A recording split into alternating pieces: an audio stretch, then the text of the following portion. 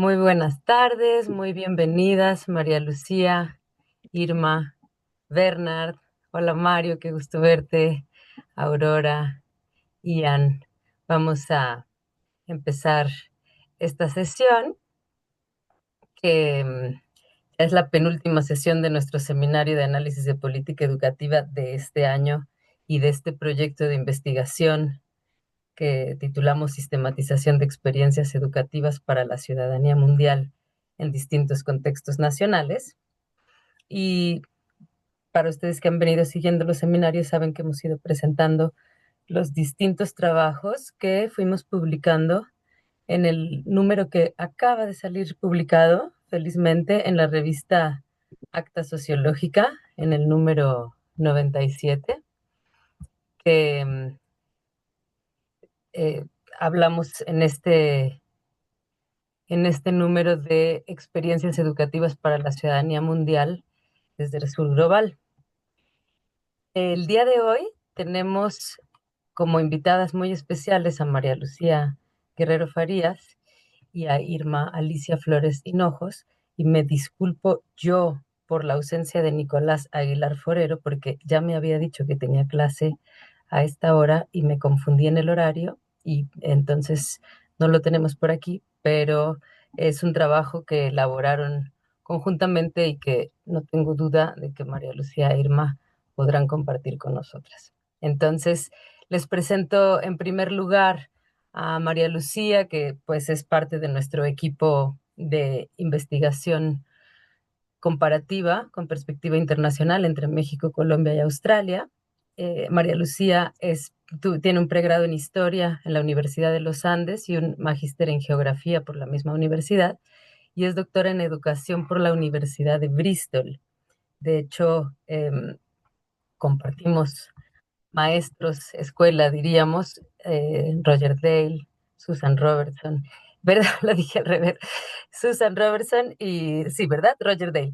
Entonces, hemos encontrado muchos puntos en común en nuestro análisis y bueno, además nos acabamos de conocer por fin personalmente en Bogotá recientemente, entonces ahora sí me siento completa, porque es muy raro conocernos solamente a la distancia. María Lucía actualmente trabaja en Didacta en la Universidad de los Andes y sus líneas de investigación son la educación, la ciudadanía, la historia, el neoliberalismo y el desarrollo profesional. Y también les presento a mi maestra, la doctora Irma Alicia Flores Hinojos. Irma es licenciada en Psicología por nuestra Universidad Nacional Autónoma de México, magíster en Desarrollo Educativo y Social por la Universidad Pedagógica Nacional y doctora en Ciencias Sociales, Niñez y Juventud por la Universidad de Manizales, en Colombia. Es profesora de la Universidad de los Andes y también ha sido docente en las universidades San Buenaventura, Militar, Nacional de Colombia, Externado de Colombia y Santo Tomás, y tiene una amplia experiencia en investigación social, planeación, ejecución, seguimiento y evaluación de proyectos de desarrollo comunitario y educativo.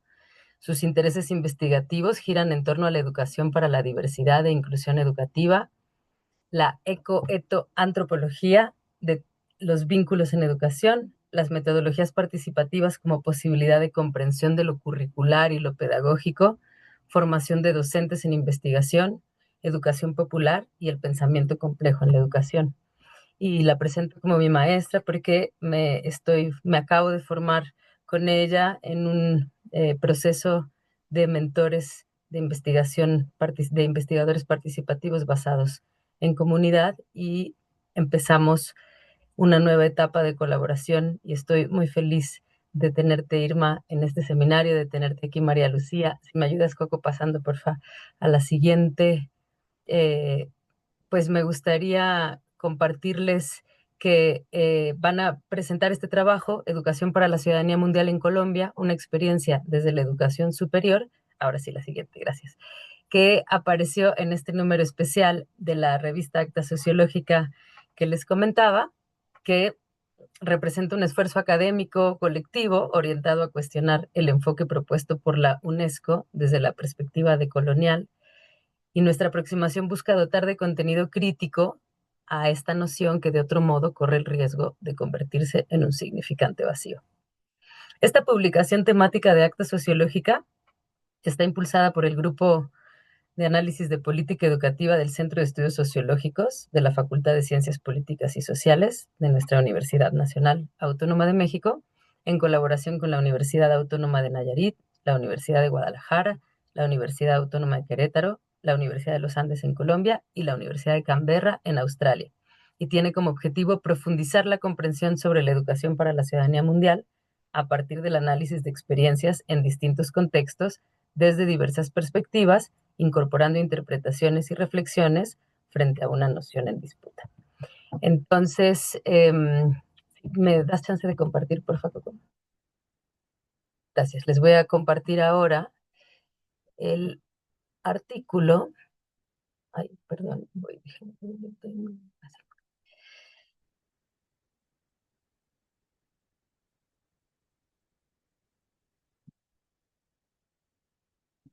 no lo veo, no lo voy a compartir, pero les voy a contar. El artículo que nos van a compartir hoy, les voy a compartir solamente la introducción, nos plantean que a pesar de la riqueza de los debates teóricos sobre ciudadanía mundial, especialmente en el norte global, aún hace falta estudios desde el sur global que promuevan experiencias de educación para la ciudadanía mundial desde enfoques crítico-decoloniales y propuestas metodológicas participativas.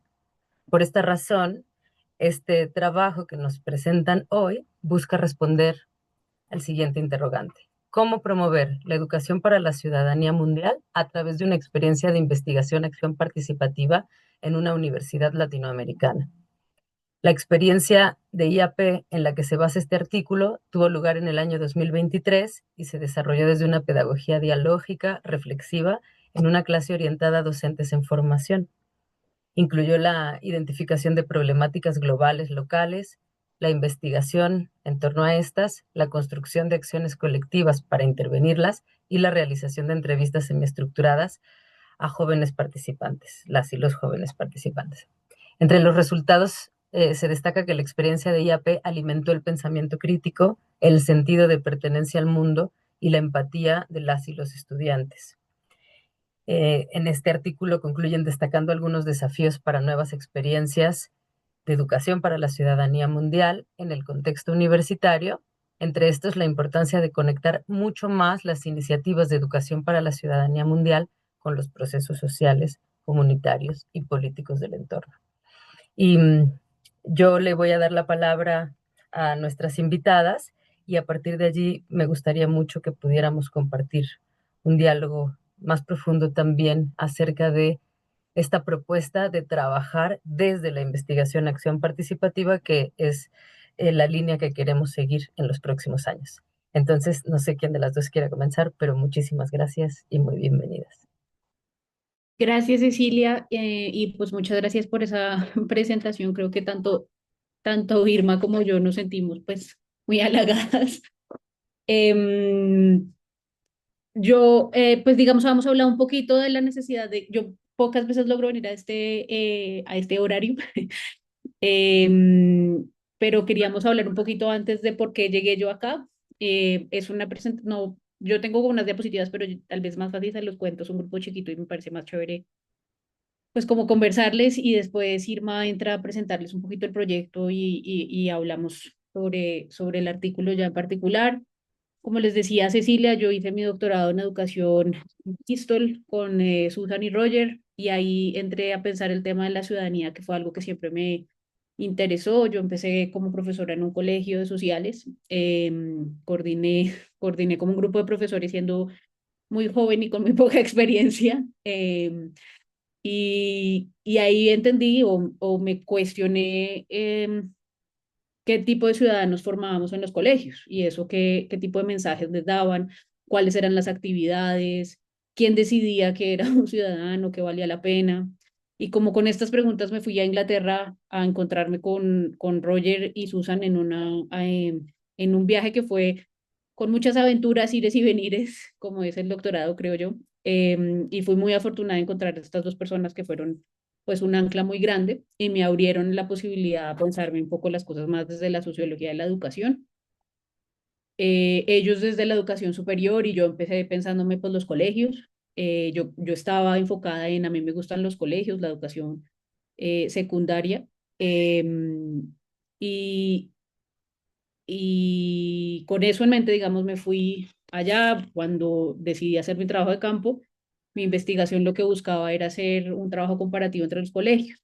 Un colegio, los colegios como de élite, terminó siendo, yo no quería hacer unas cosas de élite, pero terminé metida haciendo cosas de élite. Eh, Escogí un colegio privado, digamos, de muy élite en Bogotá. Esa es una de las limitaciones grandes que tiene la tesis, está centrado en Bogotá. Hoy en día creo que haría cosas muy distintas y me iría a otros lugares del país, pero la tesis toca escribirla, entonces con las limitaciones de ese momento que tenía, pues Bogotá era el lugar, limitaciones incluso económicas, yo no podía irme a otro lugar y necesitaba estar en Bogotá, que era donde estaba mi familia, o es donde está mi familia. Escogí un colegio de élite, muy élite económica, que tenía como unas grandes conexiones con el mundo, esta idea, digamos, de la ciudadanía mundial, global, muy como en la apuesta pedagógica. Y yo en principio quería un colegio, digamos, del otro lado del espectro para hacer una comparación, pero cuando logré el acceso a un colegio terminé encontrando un colegio que es un colegio público, digamos, de un sector menos privilegiado de la ciudad. Sin embargo, este es un colegio público que está en concesión. Eso quiere decir que lo administran unas entidades privadas. Y eso hacía que ese colegio no fuera realmente por ejemplo, un colegio público, sino realmente era un colegio élite dentro de los colegios públicos. Y por eso, digamos, terminé hablando más sobre la ciudadanía élite, como un tipo de ciudadanía élite que se genera. Y ahí, pues rápidamente, tal vez sin encontrar cosas muy sorprendentes, ahora creo que uno hace cosas menos sorprendentes. En el doctorado cree que es muy sorprendente todo, pero realmente después se da cuenta que pues todo el mundo está diciendo cosas muy parecidas a las de uno en distintos lugares y pues lo que me encontré fueron unas prácticas pedagógicas muy interesantes, pero muy ancladas a un sistema neoliberal en donde lo que se favorecía era una ciudadanía muy individualista, anclada a premios, anclada a acumulación de títulos, no estaba centrada, digamos, en la promesa del aprendizaje por la experiencia del aprendizaje. Esto en los dos colegios, digamos, con algunas medidas más fuertes en uno que el otro, pero con prácticas muy parecidas que lo que estaban haciendo era eh, más que ayudarnos a pensar con el otro y en el otro, más como a diferenciarnos del otro. Entonces el lenguaje como un diferenciador, el vestido como un diferenciador, yo como no soy igual a esos otros y eso es problemático en cualquier sociedad, pero aún más en una sociedad eh, con conflicto armado como pues como mi país, que en ese momento además tal vez debía decir esto, nosotros estábamos recién firmado el acuerdo de paz, entonces había una promesa muy grande, digamos, de negociaciones, de entender que esa ciudadanía nos podría permitir crear un nuevo tipo de cultura, un nuevo tipo de sociedad. Entonces, tal vez no, pues para no alargarme mucho tampoco, porque me gustaría más que habláramos del artículo, pero en esta idea era de como de ver un poco eh, cómo los colegios y nuestras prácticas están reproduciendo unas colonialidades todo el tiempo y cómo esa colonialidad está presente en nuestra día a día con un discurso neoliberal muy fuerte. Y los estudiantes, pues había como algunos indicios de lo que podía ser otro tipo de ciudadanías más abiertas, más empáticas, más de reconocer al otro, pero esto se quedaba, pues era muy limitado realmente. Y tal vez como que yo termino dando una propuesta y hoy tengo muchas dudas de eso, si es o no es, pero en los artículos yo hablo de la necesidad de proponer yo no hablaba de la ciudadanía global ni mundial en ese momento, sino de un cosmopolitanismo crítico, siguiendo un poquito como la filosofía de Santos, de jalonar el cosmopolitanismo como una manera de vida más allá desde la subalternidad. Y con esa idea, siguiendo a Dobson, digamos, de la responsabilidad compartida en el mundo. Tenemos una responsabilidad con esa persona que no veo ni en el tiempo ni en el espacio.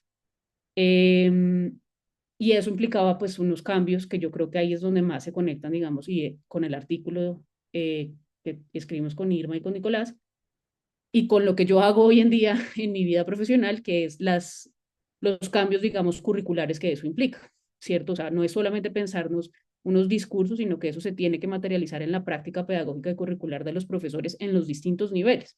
Entonces, si bien yo hablaba, digamos, de la ciudadanía en los colegios, hoy en día, pues muchas de estas cosas las traslado a cuando hablo con los profesores universitarios, porque pues yo ahora me muevo es en la docencia universitaria.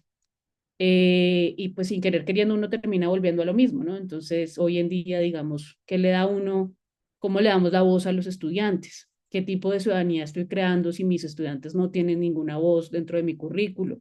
¿Por qué no eligen lo que pueden estudiar o cómo lo quieren estudiar o los criterios de evaluación? ¿O por qué no hay unas relaciones más horizontales en el aula? ¿O por qué hay unas, digamos, pues esto es más, digamos, en algunas disciplinas, pero quiénes ponen el currículo y quién decide qué es lo epistemológico que se debe ver en un currículo? ¿O por qué las materias siguen siendo tan individualistas y no más colaborativas? Eh, y sin duda alguna, y esto es un problema pues que tenemos yo creo en toda la educación, pero en la universidad y en la educación superior pues más evidente en estos últimos años, pues la marketización de la educación, la credencialización, el exceso de credenciales, y un poco como esa, eh, no es un olvido, digamos, pero es un cambio de perspectiva frente a por qué vale la pena educarse y para qué vamos a una sociedad, por qué educamos una sociedad y cómo y quién decide cómo se deba educar para bien o para mal. Entonces eso es más o menos lo que yo hice y en un como acto de fe muy grande, Bernard un día me escribió que estaba en Colombia y que había leído algo de lo que yo había hecho. Yo le decía a Cecilia, esto es parte de una vida como pasada para mí en este momento, porque si bien yo jalono muchas de estas cosas a mi práctica, pues yo en este momento hago otra cosa en la universidad, que tiene muchas conexiones, pero no es exactamente la educación para la ciudadanía. Pero Bernard pues vino a salvarme y decirme que no me olvide que esa es una parte importante de mi esencia como educador, y me presentó pues a Cecilia, con Nicolás ya nos conocíamos y tuve la fortuna de entrar a este grupo. Y ese es un poquito, Cecilia me había pedido que yo explicara yo pues qué onda en este grupo y eso es un poquito una historia muy rápida y chueca, digamos, de por qué llegué acá, y por qué pues me parece chévere. Y las razones por las que luego encontré pues a Irma, que también conocí pues ya trabajando en la universidad, y a Nicolás, para escribir ese artículo que hoy venimos a presentarles de la más reciente publicación. Obviamente yo hablo muy rápido, como se podrán imaginar, estoy acostumbrada a hacer cosas menos catedráticas cada vez más porque creo en el aprendizaje activo. Entonces, pues cualquier duda, pregunta, queja, sugerencia, pues por favor, como una conversación, y si no, pues tal vez Irma quieres empezar a presentar el artículo, no sé cómo quieres. Gracias, María Lucía. Pues buenas tardes a todas y todos. Pues muchas gracias, Cecilia, por este espacio y por darnos la oportunidad de presentar el artículo, pero además también de generar pues una reflexión, una conversación en torno pues a estos temas, porque me parece que es muy importante pues podernos cuestionar varias cosas. Y ahora que estaba pensando por dónde iniciar, eh, lo pensé mucho, pero lo voy a hacer por ahí porque creo que es importante hacerlo. Pues yo quisiera como comenzar dando un contexto de cómo surge este ejercicio. Y es muy importante porque les voy a contar varias paradojas que se dieron en el proceso. Y eso pues también nos lleva a cuestionarnos cómo como académicos realmente estamos haciendo un ejercicio de decolonización o no. Que eso me parece que es muy importante y me parece muy interesante además porque nos mostró unas cosas que no están en el artículo, pero que vale la pena que reflexionemos aquí, me parece. Yo soy un poquito rebelde y hago lo que se me da la gana siempre. María Lucía me conoce y por eso voy a presentar así esto, porque se supone que hay un orden, pero yo soy una desordenada y una rebelde, insisto, entonces lo voy a hacer así porque me parece que es importante tocar estos temas. Entonces les cuento. esta investigación se da en el marco de una alianza entre 3 universidades de élite, de mucha élite, en los diferentes países en donde se encuentran, que son la Universidad Tecnológica, pues la del Tecnológico de Monterrey, la Universidad Católica de Chile y la Universidad de los Andes en Colombia. Eh, esta alianza se llama la Triada y la intención de esta alianza es que entre estas 3 universidades se generen procesos de investigación, de cooperación en términos académicos y otras cuestiones, ¿sí? Entonces, en ese contexto se empieza, se hace la propuesta de la investigación en una convocatoria para financiación de investigaciones que se llama la Triada. Novus Triada era pues esa convocatoria y en ese contexto, pues con muchas propuestas que se presentaron en la universidad, ganamos una de estas, pues esta financiación para hacer esta investigación. Pues en principio era muy emocionante poder trabajar con personas de México. Yo soy mexicana, entonces pues, ¡uy, qué chévere trabajar con gente de México, ¿no? Y pues además trabajar con gente de Chile y nosotros desde Colombia. Eh, pero esto trajo sus paradojas bastante fuertes y no sé, como les decía al inicio, si tiene que ver justamente con que no hemos superado esta cuestión del neoliberalismo y estamos atrapados en esta lógica de querer controlar, tener poder y de alguna manera imponer las posturas, ¿no? Creo que ahí hubo un elemento que generó tensiones muy fuertes y que estaba relacionado justamente a la perspectiva y la postura epistemológica, política, que tanto Nicolás como María Lucía y yo teníamos, ¿sí? Entonces, obviamente eso generó pues una tensión muy fuerte en el equipo y paradójicamente estábamos haciendo una investigación relacionada con la educación para la ciudadanía mundial y eso no era tan posible, ¿no? Sentido de comunidad. Estábamos tratando de saber cómo se daba en nuestras universidades, pero en el equipo de investigación eso empezó a tener unos quiebres muy particulares, ¿sí? Esto generó que de alguna manera pues tomáramos la decisión de pues seguir trabajando juntos y hacer una serie de cuestiones juntos, pero también empezar a tomar distancia y plantear la perspectiva desde la cual estábamos posicionándonos cada uno de los diferentes participantes, ¿no? O de las universidades participantes. Entonces, producto de eso, es todo el proceso que llevamos a cabo pues, en la investigación que les vamos a presentar.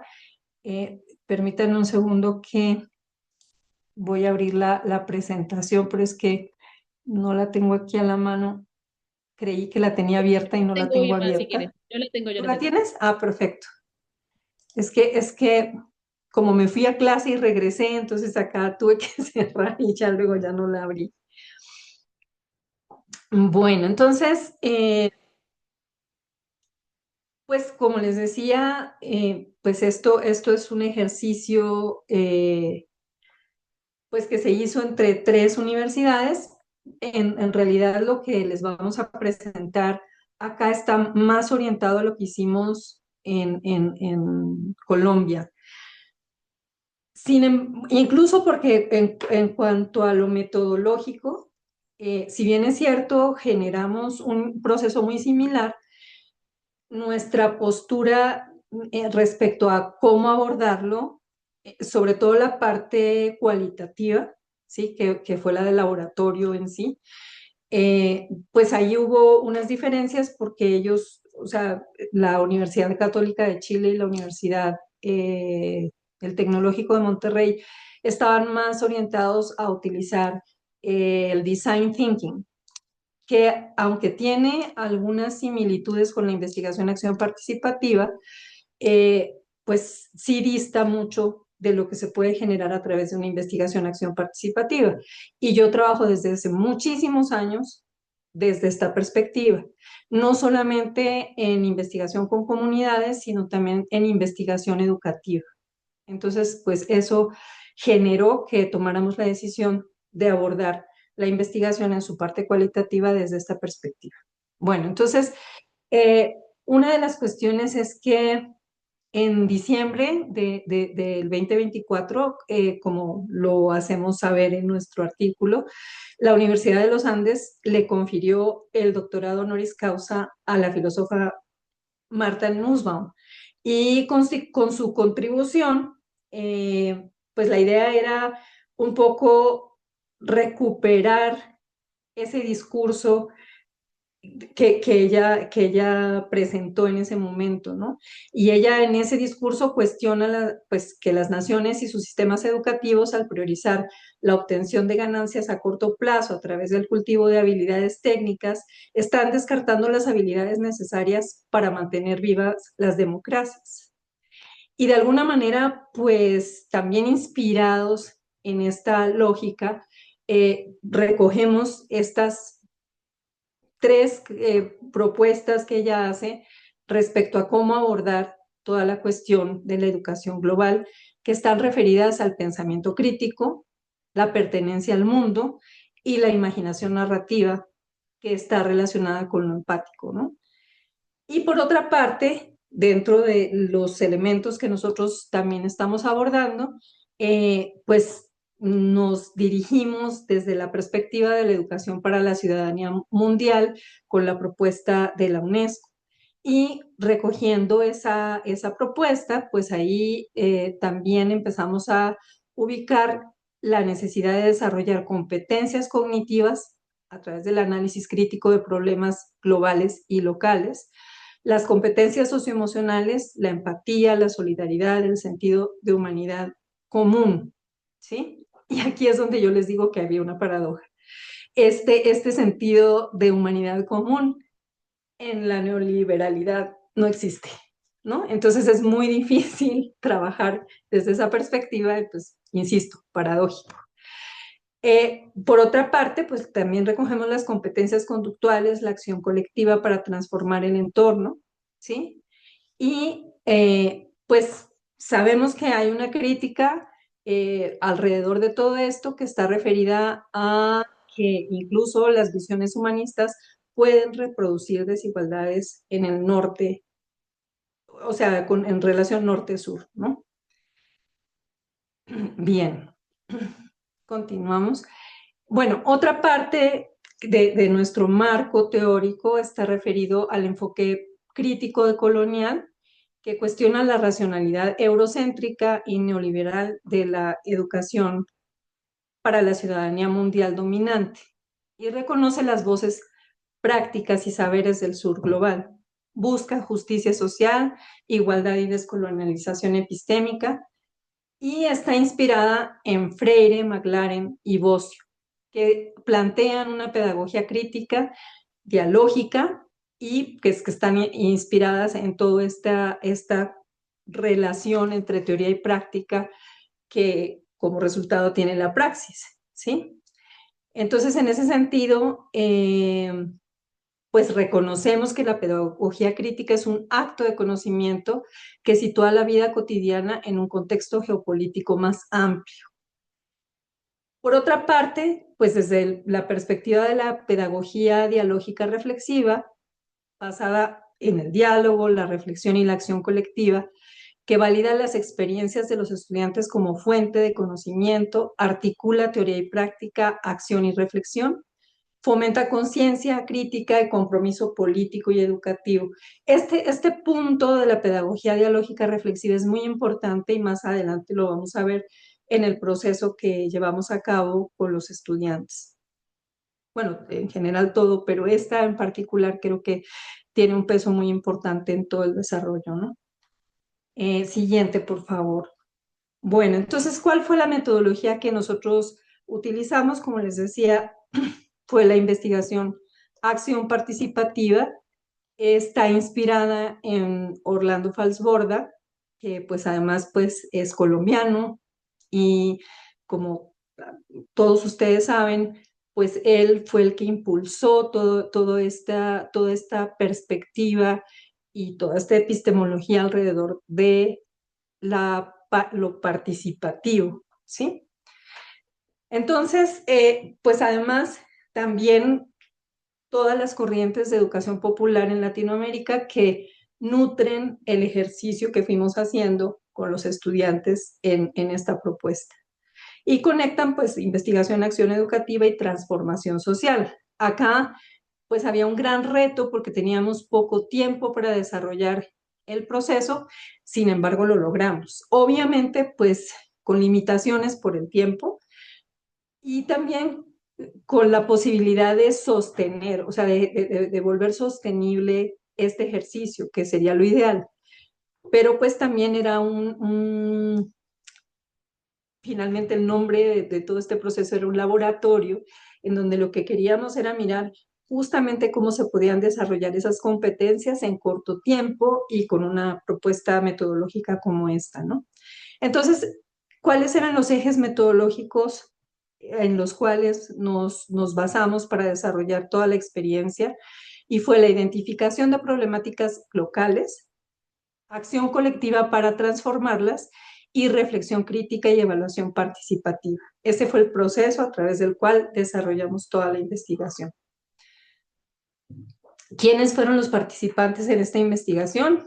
18 estudiantes del curso de Investigación Acción Pedagógica en el Aula de la Facultad de Educación de la Universidad de los Andes. Ese es un curso que yo dicto, bueno, a mí no me gusta decir que dicto, facilito hace 11, no que 11, 15 años aquí en esta universidad. Sí, entonces, y bueno, ha tenido muchas variaciones porque además se ha ofrecido a diferentes niveles de educación superior, ¿no? A pregrado o licenciaturas, equivalente en México, eh, a especializaciones, a maestrías e incluso a doctorado.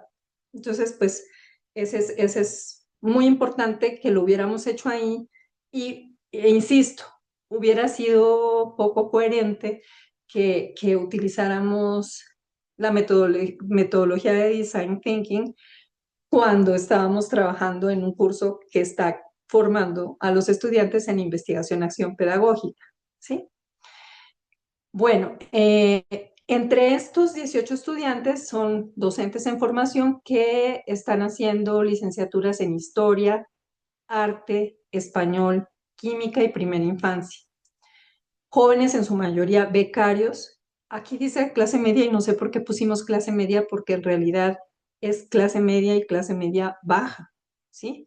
La mayoría de nuestros becarios son chicos que provienen de colegios públicos de Colombia en general y todos están becados. Entonces, muchos de ellos pues tienen además unas condiciones particulares porque pues están en una universidad de élite y eso genera una cantidad de cuestiones complejas.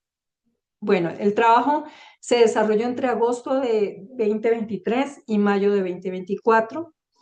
Las actividades principales en las que se enfocó este trabajo fueron la identificación de problemas globales locales, el intercambio virtual con estudiantes de México y Chile, porque a la par de que nosotros estábamos haciendo este ejercicio, en México y en Chile también estaban haciendo el mismo ejercicio. Y lo que logramos fue que a través de reuniones virtuales pudiéramos hacer un intercambio entre los estudiantes de cada uno de los países. Eso fue muy enriquecedor, fue muy motivante porque precisamente la posibilidad de compartir el desarrollo que estaban haciendo en los diferentes países, pues generó mucha expectativa entre los estudiantes y eso fue algo que fue muy potente. Bueno, y pues una reflexión final y entrevistas semiestructuradas que se hicieron a un número particular de estudiantes de los diferentes países en donde pues pudimos también llegar a ciertas conclusiones del proceso, ¿sí? Bien, entonces ¿cuáles fueron las problemáticas que los estudiantes seleccionaron? Porque esto se hizo en el caso de Colombia en varias sesiones donde ellos empezaron a hacer reflexión de sus intereses relacionados con problemáticas generales que existen en este momento en la humanidad. Y lo que ellos seleccionaron fue la falta de empatía frente a diferencias políticas, el cambio climático y la soberanía alimentaria, el consumismo y su sobreproducción textil, y salud mental y bienestar juvenil. Y las acciones que implementaron en el caso de falta de empatía frente a diferencias políticas fue un conversatorio político empático con estudiantes de secundaria. Esto se da además en el contexto, en el primer caso, los estudiantes pues los docentes en formación aquí en la Universidad de los Andes empiezan a tener prácticas en colegios desde muy temprano, o sea, desde los primeros semestres empiezan a ir a los colegios y en el cuarto semestre ya empiezan a estar en el colegio trabajando con estudiantes, haciendo diferentes actividades en varias primero unas prácticas que son formativas y después unas prácticas que son profesionales. Y este particular, el estudiante que participó lo hizo en el contexto de la práctica en donde él estaba desarrollándose. Otro que fue el de cambio climático y soberanía alimentaria. En ese caso hicieron, aquí está cambiado, perdón, porque aquí sería el de campaña digital menos carne y más sostenibilidad, que en ese caso ellos empezaron a hacer una campaña a través de medios digitales relacionado con los efectos que tiene la producción de carne en Colombia. Y comenzaron pues a generar una red muy interesante a través de lo virtual que les permitió empezar a hacer una reflexión colectiva con otros jóvenes que no estaban participando en este ejercicio y que, bueno, muchos de ellos eran estudiantes de las licenciaturas aquí en la universidad, pero también empezaron a participar otros estudiantes de otros pregrados de la universidad. Y ahí se dio una conversación muy interesante e incluso pues empezaron a pensar en alternativas distintas de cómo se podría abordar esta cuestión de la producción de carne, ¿no? Y pues además sus efectos con relación al cambio climático, etcétera. Bueno, consumismo y sobreproducción textil. En ese caso, lo que hicieron los estudiantes que estuvieron trabajando en ese proyecto fue una ropatón, ¿sí?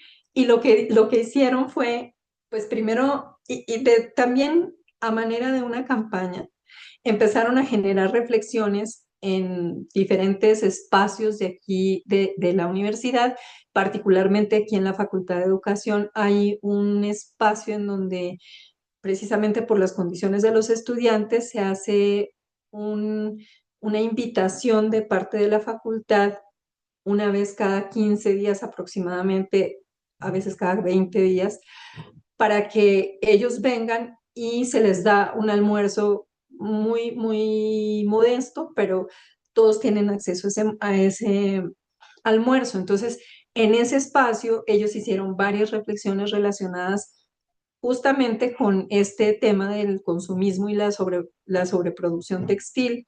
Y lo que invitaron a los estudiantes fue a traer ropa que ya no estaban utilizando y hacer un intercambio. Entonces de eso se trataba el ropatón. Y pues tuvo un éxito muy grande porque llegó gente de todas las carreras y trajeron pues la ropa y se dio ese intercambio. El último tema, que sería el de salud mental y bienestar juvenil, ahí también trabajaron desde las redes sociales y comenzaron a trabajar en torno a ciertos elementos que pues, los jóvenes deben tener en cuenta para poder identificar problemas de salud mental. Esto además porque, pues, igual que en otras universidades en el mundo, está siendo una situación que va creciendo, ¿no? O sea, no es algo que haya simplemente sucedido en los años posteriores al COVID, sino que se instaló. Y entonces estamos en situaciones muy complejas de salud mental que en ocasiones pues nos dejan pues como con ciertas incapacidades e imposibilidades de abordarlas. Y a través de esta campaña, porque también ahí fue una campaña, empezaron como a reflexionar en torno a qué está sucediendo en términos de salud mental y pues también ecológica, ¿no? Entonces, pues esto fue lo que en general desarrollaron. Y bueno, consideramos que con base en estos tres elementos que desde nuestro marco teórico abordamos, para poder comprender y conocer y poder encontrar hacia dónde se dirigen pues las percepciones y las condiciones en que estos jóvenes tienen que enfrentar pues la situación en este momento. Los resultados que encontramos fue que se desarrolló pues, el análisis local de problemáticas, una mayor conciencia sobre impacto de acciones cotidianas, esto en términos del pensamiento crítico, capacidad para proponer alternativas colaborativas, que eso fue algo muy importante porque lograron organizarse para generar pues acciones que realmente permitieran, tal vez no una transformación total, porque pues como les digo, fue un corto tiempo y además pues no tuvimos la oportunidad de darle continuidad porque muchos de ellos además ya no están en la universidad. Y la ampliación de horizontes culturales y políticos a partir, pues obviamente, de ese intercambio que se dio entre los estudiantes de los diferentes países, ¿no? En cuanto a la empatía y la pertenencia, pues logramos la escucha activa y reconocimiento de la diversidad, porque en estos intercambios entre países se empezaron a dar cuenta que si bien era cierto que había muchas problemáticas y muchos temas que eran compartidos, también es cierto que hay diferencias entre un país y otro, ¿sí? Entonces eso fue muy interesante poder, pues que ellos pudieran ver esa diversidad, pero también que pudieran ver las características de lo que están viviendo en su propio país. Yo creo que esa posibilidad de verse a través de otros fue muy interesante. La colaboración transnacional entre estudiantes, además porque sí se pudo generar como un encuentro y en algunos casos algunas conexiones por lo que estaban haciendo, por sus intereses, etcétera. Fortalecimiento del sentido de humanidad compartida, porque en estas reflexiones también se dieron cuenta que pues estamos viviendo situaciones muy similares, ¿no? Y que de alguna manera pues el contexto las hace diferentes, pero que en general en el fondo pues terminan siendo lo mismo, ¿no? Y construcción de redes solidarias e interuniversitarias, como les digo, a partir de estas conversaciones y reflexiones colectivas, pues se logró esta parte. Y respecto al compromiso y acción, pues la motivación para vincularse a organizaciones sociales, porque varios de ellos fueron haciéndose conscientes de la necesidad de no solo quedarse en la universidad haciendo este tipo de cosas, sino cómo vincularse a otros movimientos o a otras eh, pues sí, alternativas similares en donde ellos pudieran ir y contar pues este ejercicio que habían hecho e incluso ver la posibilidad de conectarse con otros jóvenes en otros países. Esto les abrió pues un panorama que tal vez en otras condiciones pues no lo hubieran pensado, ¿no? El interés en replicar la experiencia en comunidades. Y creo que aquí además hay un tema que es muy interesante que tal vez en el momento no lo vimos tanto, pero que de alguna manera va saltando así como a la reflexión, y es que también se dieron cuenta que era posible utilizar las redes, ¿sí? No para estar viendo TikTok y Instagram y etcétera solamente, ¿sí? Sino que hay una forma también de conectarse y crear comunidades que extiendan a la reflexión, a mirar posibilidades de cómo de manera internacional plantear propuestas para hacer cambios y posibilidades, ¿no?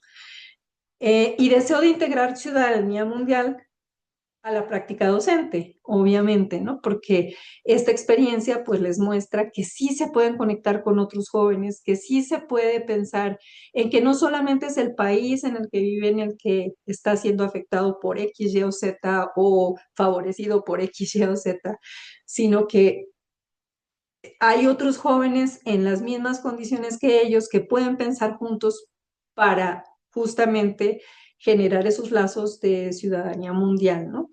Y por otra parte también ahí hubo una reflexión muy interesante en cuanto a, pues no importa tanto de qué país eres, si todo lo que está pasando nos afecta. Y lo que está pasando en México afecta a lo que está pasando en Colombia, y lo que está pasando en Colombia afecta a lo que está pasando en Chile y en otras partes, obviamente, ¿no? Pero aquí, pues en este caso, era ese intercambio el que les permitía ver cómo esas redes, pues, que no solamente tienen que ver con las redes para poder hacer cosas también, sino también otras redes que están ahí y que terminan siendo, teniendo un efecto, ¿no? Sobre lo que pasa a nivel global. Entonces, ¿cuáles son, pues, los desafíos que encontramos? Integrar la educación para la ciudadanía mundial en currículos universitarios, ese es un gran desafío. Promover una evaluación cualitativa a través de portafolios, coevaluación y autoevaluación. Conectar con procesos sociales y políticos reales, que eso, pues, en general, tal vez en algunas universidades es más como más orgánica esta parte, pero hay otras como las nuestras, y creo que pues estas tres universidades de élite están lejos de esto. Bueno, lejos y no, ¿no? O sea, aquí en la facultad, a través del trabajo que venimos haciendo nosotros, particularmente otra profesora y yo, tratamos de conectar a los estudiantes a la ruralidad, por ejemplo, a la educación rural, porque consideramos que es muy importante que ellos puedan vivir esa experiencia, a pesar de que provengan pues de un contexto pues que no necesariamente es de opulencia, sino más bien al contrario. Pero a pesar de eso, ellos no tienen como la experiencia de lo que pasa en la ruralidad, ¿sí? Entonces es importante que puedan tener pues esa eh, exposición, ¿sí? Para también hacer otro tipo de reflexiones, y creo que eso tiene pues un efecto muy importante en su formación. Y pues evitar reproducir lógicas coloniales y fortalecer la pedagogía de la posibilidad. Esto yo creo que es uno de los desafíos más grandes, porque los primeros que imposibilitamos eso somos nosotros, los docentes, ¿sí? Pues, como les digo, acá se dice, dicta la clase. Pues ya ahí hay una concepción de quién es el que dice qué se hace, ¿sí? Entonces, pues creo que pues esas lógicas hasta en el lenguaje se tienen que cambiar, y pues es un reto y un desafío muy grande, ¿no? Bueno, ¿cuáles son las conclusiones? Pues que la investigación-acción fortaleció pensamiento crítico, empatía y sentido de pertenencia al mundo, que la pedagogía dialógica reflexiva fue clave para las propuestas de transformación, que la educación para la ciudadanía mundial debe trascender el aula y vincular universidad, comunidad y acción política. Mantener la política de la posibilidad es esencial para imaginar futuros distintos. Y creo que esa parte, pues, es esencial porque a veces pues no nos imaginamos futuros diferentes a los que estamos viviendo y más bien estamos instalados como en la fatalidad, ¿no? Y creo que esto abre la perspectiva de posibilidad pues de alguna manera eso es lo que nosotros queríamos alcanzar. Entonces, pues esa es, digamos, como la experiencia del proceso que llevamos a cabo. Pues con respecto a la posibilidad de utilizar, por ejemplo, la virtualidad para encontrarnos, pues eso fue algo maravilloso. De hecho, se creó una página y un tiempo funcionó y ahí hubo interacción, pero pues después se fue perdiendo porque además pues saben que sostener una página requiere presupuesto y pues bueno, el presupuesto fue limitado para eso. Pero pues esa es nuestra experiencia pues muchas gracias por escucharnos. No, muchísimas gracias a ustedes. De verdad es un lujo poder escucharlo y para mí también, pues, una esperanza porque encuentro muchísimas coincidencias con la forma en la que yo trabajo y eso es lo que más aprecio. Y mm, me, me gustaría, por supuesto, abrir el diálogo con todas las personas que estamos conectadas. Pues aquí está el profesor José Michel Salazar desde Chile, el profesor Bernard Brown desde Australia, el profesor Mario Zaragoza de aquí en México también, y nuestras becarias que son pilar de nuestro proyecto. Y en este momento, pues estamos trabajando en un artículo académico, una especie de cierre de este proyecto de investigación para la Universidad Autónoma de Madrid, en una revista de educación para la justicia global, y creo que nos ha ayudado a identificar pues la cantidad de trabajo que tenemos y de posibilidades de continuar. No me voy a enrollar aquí, quiero darle la palabra a Aurora porque además sé que tiene clase, entonces Sí, muchas gracias. Me tengo que ir en 4 minutos porque tengo clase a las 5, pero como que me iba a quedar con la espinita de que pues, me dieron ganas de comentar. Sí, justo cuando estaba platicando sobre las problemáticas que identificaban los estudiantes, o sea, sí me resonó mucho porque son las mismas problemáticas que ahorita que están pasando un montón de cosas en la UNAM, la gente está trayendo, ¿no? Con sus preocupaciones y sus propuestas, ¿no? Entonces eso se me hizo súper acertado pensar que las personas de una edad similar, en un contexto similar pero distinto, pues estamos todas aterrizando, pensando, por ejemplo, en la cuestión de la salud mental, ¿no? Pero algo que, bueno, que quería decir es esta cuestión, no siento que es tanto lo que está pasando en un país afecta a otro, lo que está pasando en este otro país afecta al otro, sino más bien pensarlo como los procesos de crisis civilizatorias que enfrenta el mundo y sus distintas afectaciones en los distintos países.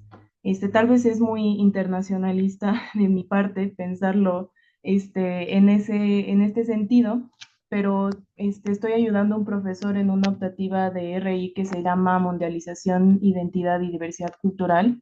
Entonces, pues justamente son estas cuestiones de bueno, las crisis que enfrenta el mundo a un nivel global, ¿no? Y pensar justamente en soluciones.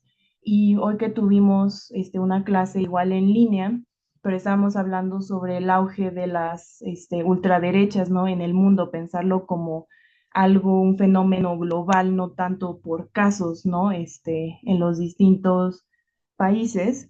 Y una de las cuestiones que hablábamos es de cómo la ultraderecha se alimenta de las emociones, de estas emociones de angustia, de desolación, de pensar que ya no hay solución, ¿no? De eso se alimenta la, la derecha, pero pensar entonces que las emociones en un sentido, pues, colectivo y que las emociones no es nada más es de que algo te está saliendo mal en tu vida, sino que hay ciertas cuestiones estructurales, ¿no? Que vienen pues de un sistema capitalista global extractivista que te hace caer en esa situación, pero y te hace pensar que estás solo, ¿no? Y es una cuestión que o sea, que tiene sus cimientos en una estructura que es patriarcal, ¿no? También, y que es extractivista, o sea, pensando en territorio y en recursos, ¿no? O sea, todo está conectado desde lo que está pasando en Gaza con lo que está pasando en Sudán y lo que está pasando acá, es como todo resultado de pues un mismo fenómeno de crisis y estamos viendo cómo afecta de maneras distintas pero similares este, hacia todo el mundo. Entonces, pues me parece bien interesante pues ver cómo en distintos contextos estamos sintiendo esas afectaciones y pues que podemos pensar en soluciones, ¿no? Y bueno, ya dieron las 5, entonces me despido y terminaré de ver esto, lo que me contesten en diferido. Pero muchas gracias. Gracias, Aurora, que te vaya muy bien. Pues también la maravilla de poder grabar, de poder ver en diferido, yo creo que está muy bien. Y Aurora además nos va a ayudar a hacer la minuta de esta sesión, entonces estoy segura que va a poner mucha atención a lo que sigamos conversando. No sé si alguien quiere tomar la palabra al respecto de lo que plantea Aurora o en otra dirección. Porque sí, adelante, profe. Bienvenido. Eh, Buenas tardes nuevamente, encantado de poder, digamos, aprender de ustedes. Y saludo a María Luisa, a la profesora Flores, a mi amigo Mario Alberto, ahí que lo veo que se está tomando, parece un café, al profesor Baum, a Coco que está ahí y a Mora. Me alegro mucho. Bueno, nosotros ya son las 8 de la noche, me imagino que en Australia deben ser como las 9 de la mañana. Yo tengo un sobrino que está allá en Australia, son hartas horas de diferencia. Bueno, varias cosas positivas, Cecilia y colega, amigo, amiga, porque bueno, lo primero para Vernon, los latinos somos bien distintos, digamos, a los anglosajones, somos como más cercanos, somos como más afectuosos, cosa de Era María, como más de piel, digamos. Y yo aquí veo a Mario, veo a la niña, digamos, que se retiró hace poco, que ha hecho un muy buen trabajo, y lo veo así como cercano, así como media familia, digamos, como que estamos compartiendo una once, una comida, una cena de fin de año. Bueno, varias cosas positivas y que tiene que ver específicamente con y con este trabajo en el cual he tenido, digamos, la posibilidad de participar. Eh, Justamente ayer participamos, digamos, en un seminario internacional en Brasil, obviamente vía Zoom, digamos, porque todavía no llega el momento de podernos transportar físicamente con Arlet, eh, fundamentalmente gente de derecho sobre formación ciudadana y derechos humanos, que fue muy bien recibido. Y la próxima semana, el próximo miércoles, yo estoy participando hace un tiempo en la red universitaria de educación superior. Son 3 días de seminario en donde también vamos a exponer, digamos, la temática que nos pidieron como clase magistral. O sea, ya no elevaron, digamos, muy altamente en eso. Y obviamente lo importante es lo que significa la diseminación del conocimiento, porque cuando nosotros hacemos la presentación teórica, eh, obviamente señalamos a este equipo que cómo nace, digamos, la formación ciudadana en mi caso y cómo nacen los derechos humanos en el caso de Arlet, que, que es expresión fundamentalmente de este trabajo. Así que ha sido muy, muy provechoso, espero que seguramente ustedes son muy proactivos, están muy adelantados y espero que en un proyecto posterior también tenga, digamos, la posibilidad de poder colaborar y aprender. Lo otro me pareció sumamente interesante, digamos, lo que puso la colega y lo que decía Aurora hace un minuto atrás, la cercanía, lo que en las conclusiones que señalaba la profesora son cosas que uno también ve cotidianamente en el trabajo que hace y porque lo va madurando.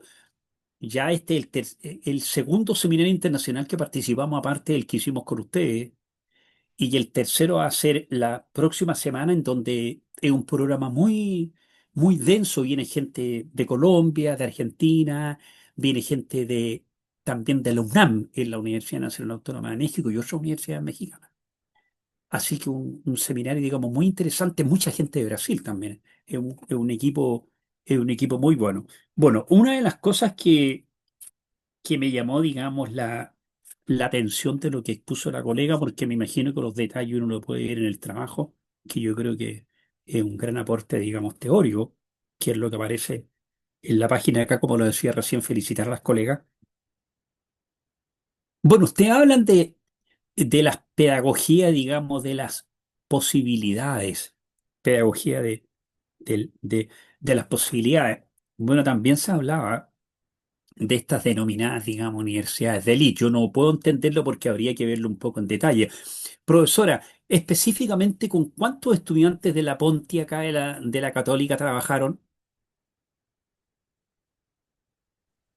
Fueron aproximadamente como también 18, Ah, 19. ya, perfecto. ¿Fueron de la Facultad de Educación? No fue en la Facultad de Educación, fue en otra facultad. Ya, perfecto. Ya, o sea, De hecho en la Universidad de Chile fueron de diferentes ya, ya, ya, disciplinas. O sea, ya. no eran todos de una disciplina porque ellos hicieron una convocatoria. Nosotros lo que hicimos fue aprovechar que teníamos, perdón lo que voy a decir, pero cautivos en un curso a los estudiantes. Entonces, nos era mucho más sencillo manejar la cosa así. No lo digo porque la Universidad de Chile bueno, fue la primera universidad pública fundada en Chile en 1842 y equivale aproximadamente como la Universidad de Buenos Aires, la Universidad Central de Venezuela, la Universidad de Sao Paulo, la UNAM. Equivale más o menos como esas universidades y eh, en general, digamos, la gente que entra a Chile es más o menos es como el perfil de las típicas universidades, digamos, que Ujú. nombré antes.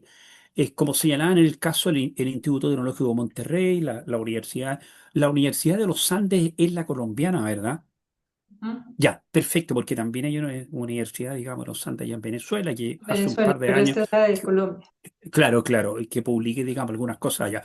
Pero lo concreto, profesora, ustedes justamente hablan de la pedagogía y la posibilidad. ¿A qué apuntan con eso? Porque es una instancia de aprendizaje. Yo mientras lo escucho digo, eso lo podría aplicar, porque nosotros, de hecho, este curso sobre formación ciudadana y derechos humanos, antes era Cecilia, derechos humanos y formación ciudadana. Y Cecilia dijo, no, cambiemos el nombre al revés. Formación ciudadana y derechos humanos, porque eventualmente uno los derechos humanos los puede trabajar metodológicamente para la formación ciudadana, los sitios de memoria, etcétera. ¿Verdad? Entonces, como una posibilidad de aprender pedagogía de la posibilidad, fundamentalmente, ¿de qué se trata, profesora? Pues esencialmente lo que nosotros estamos tratando de generar es precisamente que ante una problemática, en lugar de ver la problemática como algo que no se puede resolver, justo lo que se genere es la posibilidad de buscar formas, no necesariamente de resolverla, ¿sí? Sino de transformar eso que está sucediendo, porque incluso transformar no implica que se resuelva. Además, pues porque la realidad es cambiante, es viva, y puede tener muchos caminos, ¿cierto? Entonces, lo importante es que ellos se den cuenta que justamente el poder identificar problemáticas desde una perspectiva de pensar en soluciones genera la posibilidad de una pedagogía de este tipo, ¿sí? Perfecto, excelente, porque dentro de las conclusiones, las conclusiones que señala usted y todo lo que plantea en el marco teórico es lo que trabajamos nosotros en el tema de ciudadanía y derechos humanos. Perfecto, profesora, muchas gracias. Un abrazo, Cecilia, gracias. Muchas gracias.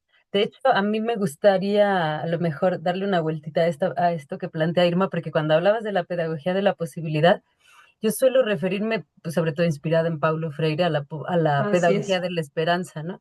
Entonces me Ujú. gustaba decir a lo mejor que ustedes nos están enseñando una forma de trabajar la pedagogía dialógica reflexiva de la esperanza para habilitar las políticas de la posibilidad, ¿no? Y esa parte Ujú. me resuena muchísimo y creo que también tiene muchísimo sentido pensar en cómo vamos utilizando el lenguaje, esto de dictar la clase o no, pero desde la propia noción de educación para la Ujú. ciudadanía mundial, pues en este proyecto nos hemos dedicado a cuestionarlo desde todos los lugares posibles, Gracias. precisamente porque disputar los conceptos tiene que ver con resignificarlos y para que nos hagan sentido, ¿no? Ujú. Entonces, en esta lógica de educación para la ciudadanía mundial, yo me apunto y vamos juntas en el mismo tren, ¿no? Claro que sí. Pero me salta, por ejemplo, que ustedes ponen en el mismo nivel de inspiradores a Freire, a McLaren y a Bossio. Y me llama Ujú. la atención porque pues hemos estado trabajando directamente con ese Emilio Bossio, si no me equivoco, Ujú. para un call for papers que hizo la revista de educación de la UNESCO. Y hay detalles que me llaman mucho la atención sin conocerlo demasiado, pero por ejemplo, cuando firma sus correos, viene como una tira de, no sé si 8 páginas seguidas con sus videos, sus entrevistas, sus autocitas, como una lógica que me llama la atención y todo tiene que ver con conversaciones con McLaren, con ¿cómo se llama este Aire. hombre? Giro, en Giro. fin, ¿no? Y la verdad es que yo lo conocí en este proyecto y yo querría preguntarles quién es para ustedes Bossio y por qué ponerlo al nivel de Freire y McLaren me llamó la atención, Emiliano. Gracias, Coco. Pues yo creo que ahí hay varias cuestiones, ¿no? Yo creo que hay un tema que tiene que ver con ciertas posturas epistemológicas y teóricas, ¿sí? Y yo creo que, pues, en la academia, primero, no somos perfectos, ¿sí? Yo creo que en la academia hay muchos egos y, pues, es parte de lo que tenemos que vivir, pero yo siento que a veces ciertas concepciones son de utilidad para dar explicación a ciertas cuestiones, ¿no? Que uno puede tener diferencias o, pues, coincidir, pero yo siento que pues que en ese caso en particular lo que pasa es que nos da elementos para poder fundamentar lo que estamos planteando, ¿no? No sé si María Lucía quiera decir algo más. No, yo creo que es más por ahí y creo que, pues que es como alguien que sí nos da un marco con Exacto. todos los peros que ya hemos identificado en otros lugares, pero nos ayuda a pensar un poquito y permite, digamos, pensarnos esta idea de la pedagogía, pues sí, de la De la posibilidad de la posibilidad. esperanza, Mm. de lo que viene, de, mm, de pronto es de la agencia también, o sea, de que Sí, no, exacto. no estamos aquí eh, condenados Mm. en un camino, sino que tenemos las posibilidades y deberíamos poder hacer algo aún en distintos niveles. Y yo agregaría tal vez, y de pronto me devuelvo un poquito al punto anterior que hablaban sobre, pues sobre qué implica esto en un salón de clase. Y pues claro, acá digamos nuestros temas están muy relacionados con más hacia las humanidades, las ciencias sociales, ¿cierto? Pero yo creo que la pedagogía de la esperanza y la educación para la ciudadanía mundial se ve desde distintas disciplinas y se ve, digamos, en lo que construimos, en cómo construimos el currículo. Y ahí me devuelvo a esa idea de la pedagogía de la esperanza o la posibilidad o la acción implica también que nosotros en el salón de clase le demos la oportunidad a los estudiantes de hacer cosas que no siempre hacemos. A veces no se puede salir a la comunidad, eso en Mm. algunas disciplinas no es tan obvio, pero articular, digamos, cómo es la clase y buscar la horizontalidad, dejar de dictar clase, ¿cierto? O sea, Mm. y proponer espacios más democráticos en donde uno puede hablar y construir y entender quién es mi estudiante, implica que yo le doy un lugar en el mundo para que ese estudiante se empodere y pueda salir en su vida profesional, en su vida personal, a hacer otros cambios que de pronto pues no puedo hacer en mi disciplina. O sea, hay algunas cosas, por ejemplo, pues de las matemáticas que no es tan fácil salir a trabajar con comunidades, o sea, por la disciplina misma. Pero la manera en que construyo el currículo de matemáticas sí puede tener un lugar para que mi estudiante se sienta representado y diga, ah, bueno, yo valgo y yo cuento en esta universidad, yo en este mundo, yo tengo una voz, yo tengo una acción, y yo creo que para allá apunta esto, o sea, como que si salimos de las ciencias sociales nos podemos, o sea, como que se abren, se abren posibilidades, es un infinito de cómo se transforma la estructura de yo estoy pensando en la universidad, de la educación superior, pero en todos los niveles de la educación. Mm. Claro, en esa parte, por ejemplo, Perdón, sí, María adelante. Lucía, perdón, María Lucía, en realidad a mí también me llama la atención porque para ser honesto yo no ubico a McLaren. Normalmente trabajamos Teo da Silva, Giraud, Michael Apple, eh, ¿cómo se llama? Y una serie de teóricos para que los conozcan los estudiantes. Eh, Después que usted hicieron la presentación de estos tres teóricos, bueno, yo dije, lo voy a buscar en la bibliografía de la presentación del paper. Y me llamaba también la atención que nunca he visto, porque usted también habló de currículum, por ejemplo, de Tadeu da Silva, porque yo algunos de los elementos que utilizo teóricos cuando trabajo con los estudiantes en currículum, es Tadeu da Silva. En general nunca lo escuchaba acá yo, porque creo que es un muy buen teórico brasileño. Lo digo nomás y lo digo con mucho respeto, porque no conocía a McLaren, ahora lo conozco, lo voy a ver de qué habla, pero Tadeu da Silva también es un hombre muy dentro del pensamiento sociocrítico latinoamericano, un brasileño. Solamente lo comento, por favor, por favor. No, no, no, y pues muy bien recibido porque creo que parte de este espacio es precisamente ese intercambio, como pues como que no, no tendríamos por qué sabérnoslas todas, pero esa es parte del eso y pues chévere poder ampliar nuestros panoramas, entonces pues yo creo, yo no conocía ese teórico, entonces pues chévere porque podemos ampliarlo nosotros también. Incluso porque también pues esto es pues un primer paso, ¿no? Y un abrir esta discusión. Yo creo que pues una de las cosas que no mencionamos es que pues esto también nos dejó abiertas muchas preguntas, ¿no? Por ejemplo, incluso hacia la lógica esta del currículo, pues sí, pero tenemos que seguir explorando y profundizando en ese tema porque no lo agotamos, ¿sí? Entonces creo que pues sí, ¿no? Y nuestra pretensión en todo este ejercicio, creo, María Lucía, pues no era agotar en un artículo o en una investigación todo esto, ¿no? Porque yo creo que tiene además muchas aristas y esas aristas pues pueden incluso generar posibilidades de investigación en cada una de ellas, ¿no? Para profundizar. Y creo que eso es lo maravilloso y la posibilidad, además.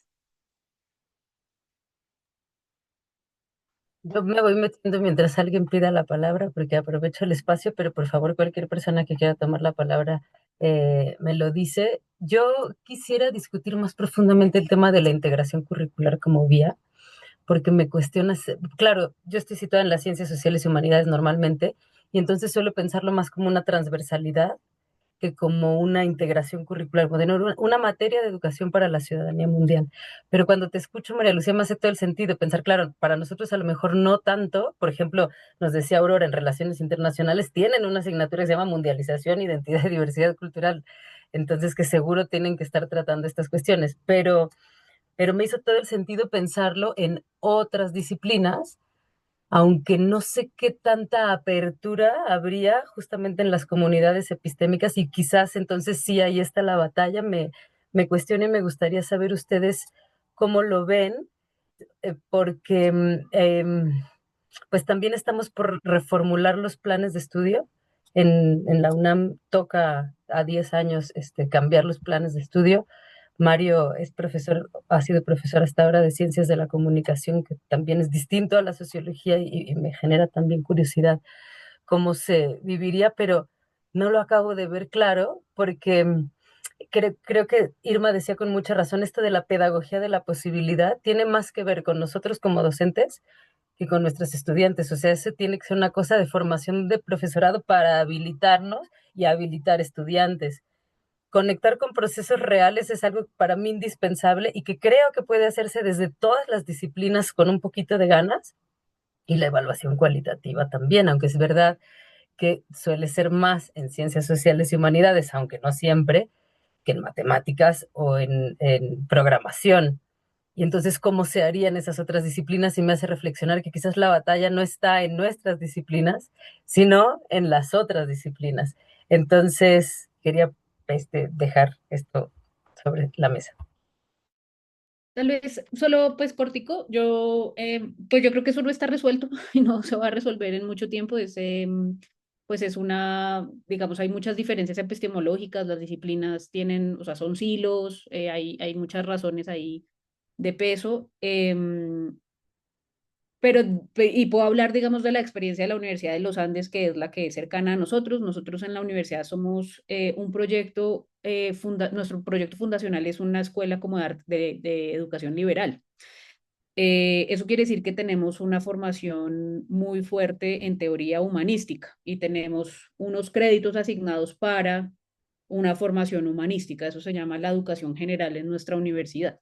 Entonces, independiente, digamos, nuestros fundadores o los fundadores de la universidad pensaban que independiente de la disciplina o la profesión en la que uno debiera estudiar, había algo que uno tenía que ver de otras cosas, porque eso le ampliaba la visión de mundo. Eso no, eso es cada vez más frecuente en Colombia, pero no era la norma, digamos, en ese momento cuando se fundó la universidad. Eso hace que nuestra universidad además sea un poco extraña porque no somos ni muy profesionales, o sea, no somos en teoría, o sea, damos títulos profesionales, pero no somos profesionalizantes, ni somos una escuela de educación de artes liberales. Entonces toca como unir los dos proyectos. Curricularmente es un reto pues grande, por todas las políticas, además de hay que acortar el número de semestres, los muchachos no quieren venir a la universidad, bueno, todas estas otras presiones.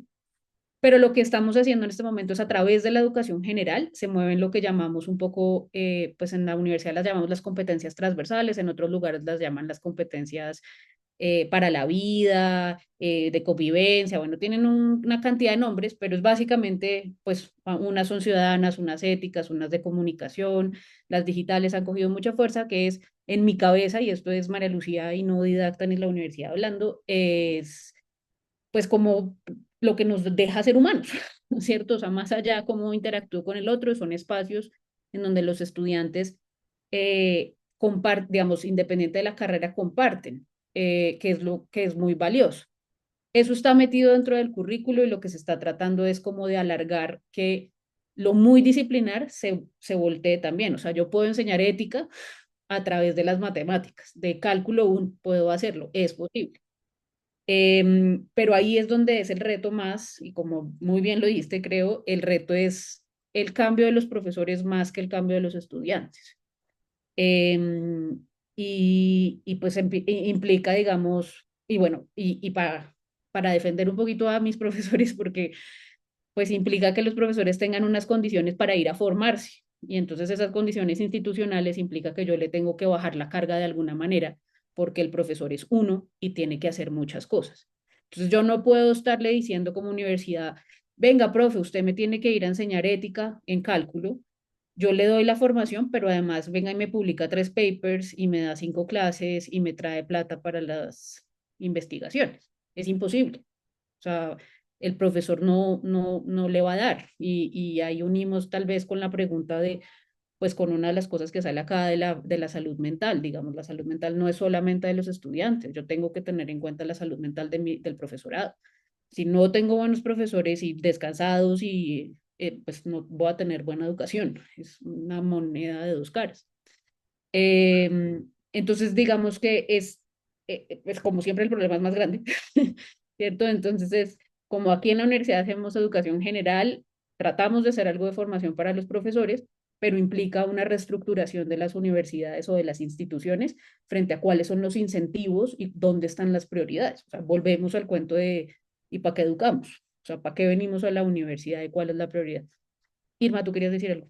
Sí, yo quería decir, pues, por ejemplo, yo creo que tenemos la experiencia que como profesora de la universidad, por ejemplo, de esa transversalidad, por ejemplo, de la ética. O sea, acá hay cursos que son cursos épsilon, en donde la idea es que en el currículo se desarrolla lo que decía María Lucía, la ética, ¿sí? Pero no como un adicional a, sino justamente una reflexión continua desde una asignatura, por ejemplo, de qué implica eso que se está revisando en términos éticos, ¿sí? Por ejemplo. Y así con otras competencias, ¿no? Que son transversales y que justamente creo que, digamos, la intención de la universidad está ahí, está tratando de desarrollarse lo más que se puede, pero también existen unos obstáculos y unas barreras que limitan esa posibilidad y que son estructurales y que no tienen que ver solamente con lo institucional, sino también con las concepciones de los profesores, porque finalmente si nosotros no nos formamos, si nosotros no tenemos esa apertura, si nosotros no nos transversalizamos, pues eso no va a suceder en la universidad porque nosotros somos quienes operacionalizamos el currículo. Y en ese sentido, pues hay unas limitaciones que incluso no trascienden, sino retan pues son parte de lo que tiene, por ejemplo, la dirección en donde se encuentra Marta Lucía, pues son los retos que tienen que enfrentar. Tratar de convencer a los profesores de que es importante formarse para poder lograr todas estas cosas, porque si no estás formado, pues ¿cómo vas a generar esas competencias en los estudiantes? O sea, si tú no las tienes, ¿sí?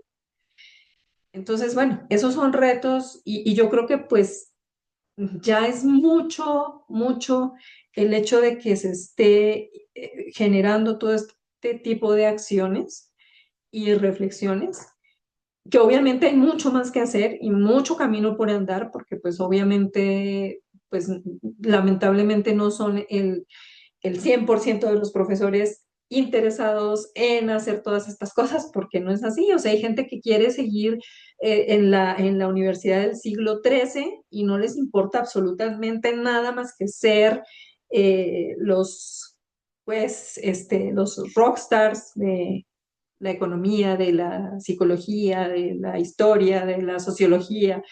Bueno, está bien, pero hay otros profesores, como es mi caso, pues que no queremos ser rockstars, que lo que queremos es que realmente esto funcione de una manera en la que haya justicia epistémica, haya justicia curricular, haya justicia en muchos sentidos, ¿sí?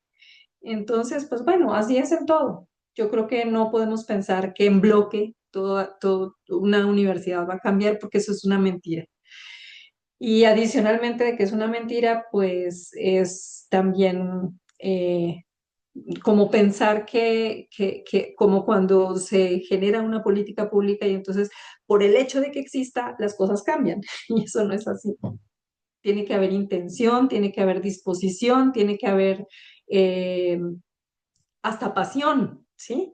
Para poder hacer estas cosas, porque de otra manera, pues no. Y yo estoy un poco alborotada porque hoy en la mañana tuve una reunión en la que me invitaron a hablar pues con otros profesores sobre apropiación social del conocimiento en esta universidad, ¿no? O sea, y entonces casi me quería dar un infarto porque pues acá es una cosa que es muy incipiente, ¿no? Y que además, pues, o sea, todo esto que he estado mencionando, los hilos, los egos, los rankings, esta lógica de que tenemos que producir, producir, producir, producir, además para enriquecer a las revistas internacionales, y todos estamos bien felices haciendo eso, ¿sí?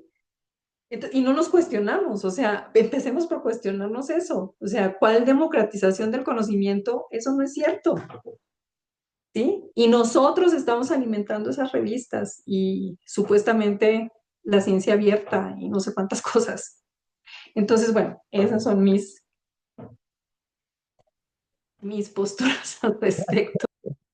No, y luego, o sea, es increíble, pero te matas haciendo un paper y no hay quien lo dictamine porque no hay quien te quiera leer, porque nadie tiene tiempo de leer, ni para Ni quien lo dictaminar. lea, Es ni una quien lo lea cosa después. O sea, desastrosa, horrible. Perdón, Coco, y después Bernard, por favor.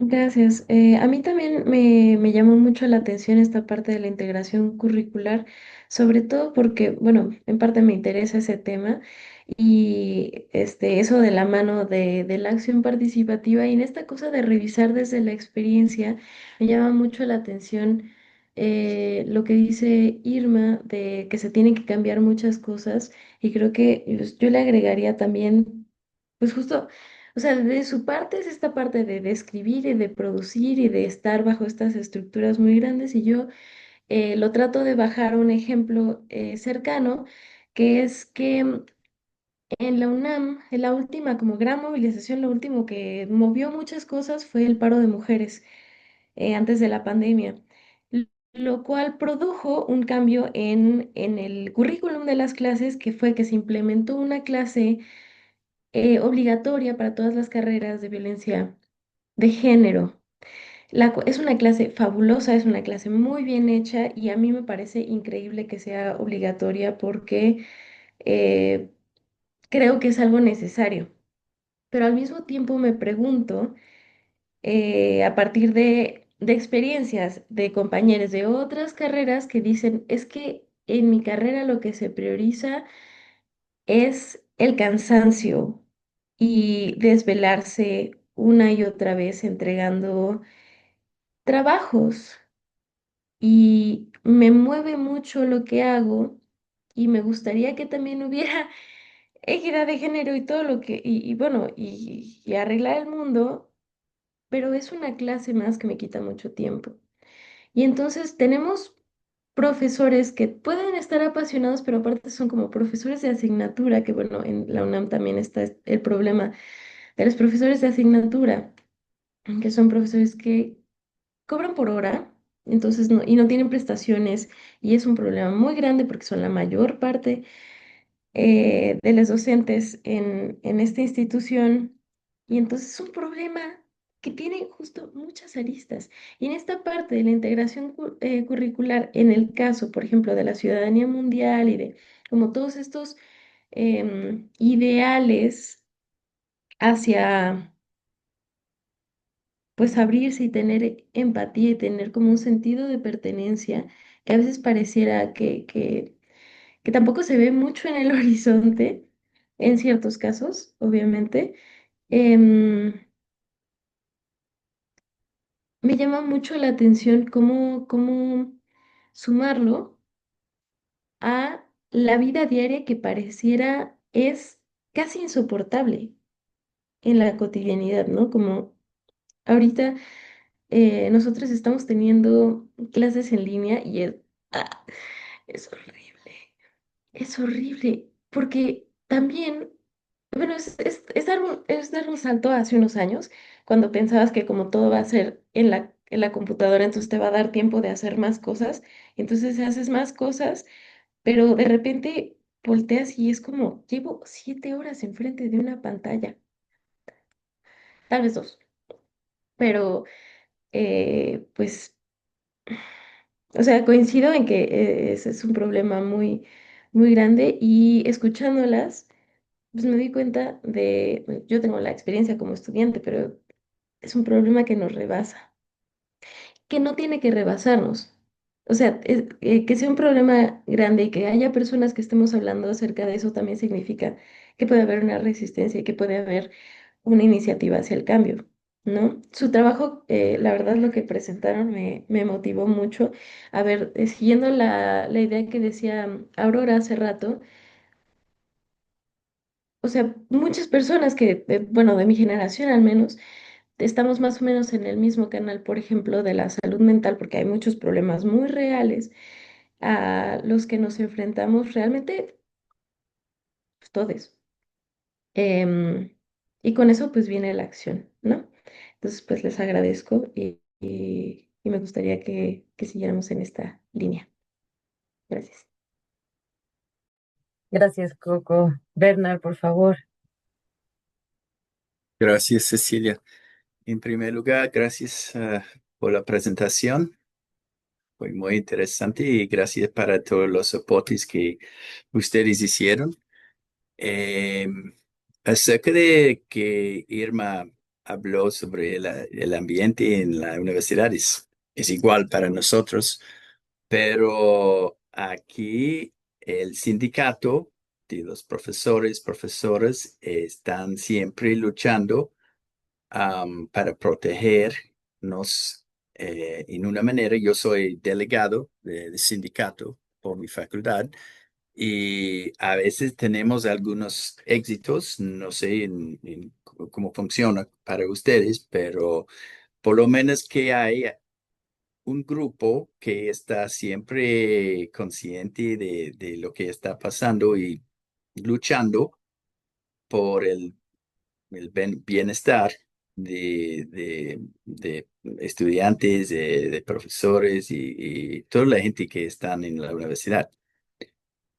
Sí, pero quiero volver a, para preguntar, Irma, sobre un punto que fue un reto que en el proyecto que la pregunta cómo evitar reproducir lógicas coloniales. Y esto es en mi facultad, en mi comunidad también. Estamos con esta propuesta de evitar de continuar con esta lógica colonial, pero no sé en la práctica muy bien cómo hacerlo.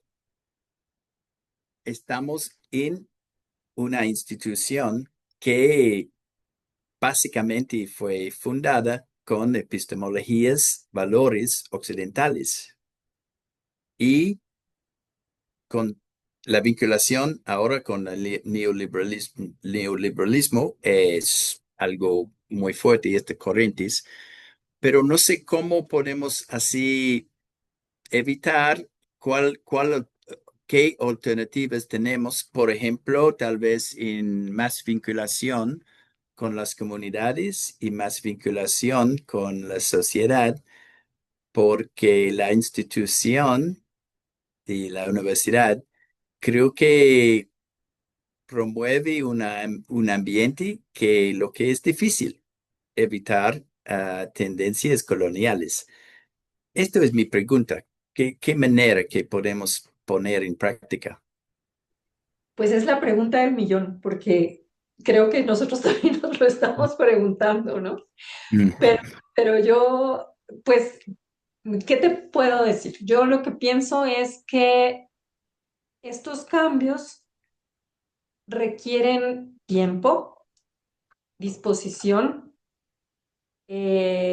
operacionalización, que esto implica como claridades de hacia dónde nos queremos mover para poder generar estos cambios, pero finalmente también tiene que ver con una lógica de la educación superior que tiene ciertos horizontes y ciertos objetivos y que pues yo cada vez estoy más convencida que además están intrincados con intereses económicos globales pues que nos trascienden, ¿sí? Entonces, a veces pensarse este tipo de situaciones, pues no solamente está relacionado con la buena voluntad de un grupito de profesores como nosotros que queremos hacer cambios, ¿no? Pues maravilloso y ojalá los podamos hacer. Por eso pienso que como los alcohólicos anónimos, un día a la vez y con cosas pequeñitas, mm, porque si nos planteamos esto de vamos a hacer la transformación de la universidad y vamos a, eso es pura mentira, porque pues, iba a decir algo peor, pero, perdón, pero no, o sea, eso no nos da la vida porque lo que pasa es que tenemos que hacer resistencia a demasiados, insisto, aristas que tiene todo esto. Entonces, yo creo que es mejor, justamente para no frustrarnos, empezar por cosas pequeñas, o sea, el simple hecho que yo diga, yo no estoy dispuesta, y yo lo dije hoy en esa reunión y no me importa ya nada, ya en serio, a mí en este momento no me importa nada, yo no estoy dispuesta a que me utilicen, ¿sí? Y si mm, me van a utilizar en el cuento este de la apropiación social del conocimiento, pues me niego, o sea, yo no estoy dispuesta. Entonces yo les digo lo que pienso, si les gusta, si no les gusta, pues bien por ustedes, yo no voy a trabajarles en esta lógica, ¿sí? mm, Eso ya es plantear una postura ante la colonización, ¿sí? Eso ya es plantear una postura ante, por ejemplo, todas estas lógicas pues economicistas o yo qué sé, ¿no? Que nos conectan con esta cuestión. Insisto, o sea, yo cada vez digo, ¿yo por qué estoy aquí acabándome la vida escribiendo artículos para poder seguir en esta universidad, para poder seguir teniendo una posición, mientras otros están felices en las, no sé, pues no sé, en Ibiza, ¿no? Tomando el sol, mientras yo me mato aquí, ¿no? Y son los que posicionan estas revistas y estas, o sea, que tenemos en la cabeza también nosotros, ¿sí? Y cómo nosotros le jugamos al cuento de los rankings, o sea, y cómo le jugamos, pues yo sé que en México, no sé, pues me imagino que en Australia también y me imagino que en Chile también, pues está todo esta maquinaria, en este caso nuestro de MinCiencias, que afortunadamente esta universidad no le juega tanto a eso, pero que tiene loca a la gente y la salud mental de los profesores está de verdad todo el tiempo en vilo, ¿sí? Yo lo que pasa es que ya decidí que no me importa. Entonces, sí, ya lo que pase de verdad, porque creo que me rebasa y tampoco es justo. O sea, mi salud, mi integridad, mi coherencia, mi posición ante la vida, pues está primero que todo eso, ¿no? Y yo lo quiero mantener, porque creo que es un principio que me hace ser un ser humano que no le juega a estas cuestiones. Y creo que eso es importante mantenerlo. Por eso creo que no hay una solución. Yo creo que, pues, digamos, una solución como en bloque, ¿no? Sino que son cosas que tenemos que empezar a hacer en un lado, en otro, movilizar, cuestionarnos, reflexionar, resistir, ser rebeldes. O sea, es porque no hay más. Yo no quiero hacer ninguna revolución ni tomar las armas. No, nada de eso. A mí no me interesa nada de eso. Pero sí, no me interesa que me usen para enriquecerse, mientras yo estoy con un dolor en la espalda que no puedo tolerar porque tengo que cumplir con una serie de cuestiones que pues, ni siquiera me interesan, ¿sí? Entonces, pues creo que ahí o sea, es una reflexión que cada uno de nosotros tiene que hacer y desde el lugar donde está empezar a hacer movilizaciones, ¿no? O sea, pues tal vez no sé, y esta es una discusión de otra índole, pero por ejemplo, nosotras las mujeres, o sea, cómo vivimos esta cuestión es peor que para ustedes, los hombres, ¿sí? Mucho peor, porque además de todo lo que tenemos que producir, hacer, todo el tiempo, pues algunas, no sé, algunas de nosotras tenemos familia, hijos, ¿no? Entonces, pues son cosas que de verdad, o sea, eso es como decolonizar también, ¿no? O sea, como empezar a pensar, ¿de verdad, en serio, me quiero acabar la vida en esto? Pues no sé, ¿no? Yo creo que hay cosas más interesantes que esto. La vida misma, ¿no? O sea, no sé, yo creo que no hay una solución, pero sí creo que podemos dar pasitos. Y en la medida en la que vamos juntando voluntades, en la medida en la que vamos juntando actitudes, posiciones, pues podemos avanzar un poquito más, un poquito más. Y tal vez nosotros no veamos el cambio, nosotros, ¿no? Mm. Tal vez no lo veamos, pero ya lo empezamos y ya lo estamos impulsando pues bueno, eso es lo que vale. A veces uno quisiera ver el cambio, pero pues los cambios son procesos largos, creo. Yo sí Hablé puedo tal demasiado. vez como Por favor. yo creo que yo estoy completamente de acuerdo con lo que acaba de decir Irma y creo que por lo menos uno en la universidad lo puede ver mucho y lo relaciono con lo que Coco estaba diciendo ahorita y es pues la precarización del trabajo de los profesores también. O sea, digamos, es diferente cuando, ¿cómo era que le llamaban ustedes? Bueno, los que les pagan por Un horas. profesor de asignatura que un profesor de Eso, tiempo completo. profesor de asignatura, en nuestro caso le decimos cátedra, entonces es distinto ser el profesor de asignatura que tiene que producir o que tiene que hacer algunas cosas para poder mantenerse, a un profesor que ya tiene un tipo de... Nunca hay una seguridad 100%, porque por lo menos digamos en Colombia la tenencia de cargo no es realmente una cosa que exista, salvo en la Universidad Nacional, que sería el equivalente a la UNAM. eh, o sea, siempre lo pueden despedir a uno, pero es más difícil, ¿cierto? O sea, cuando uno llega a unas posiciones, pues es más difícil. Entonces, tal vez es como el, em, como que los que sí pueden darse ese lujo deberían estar haciéndolo, ¿cierto? Para proteger un poco y dar ese cambio del que está hablando Irma.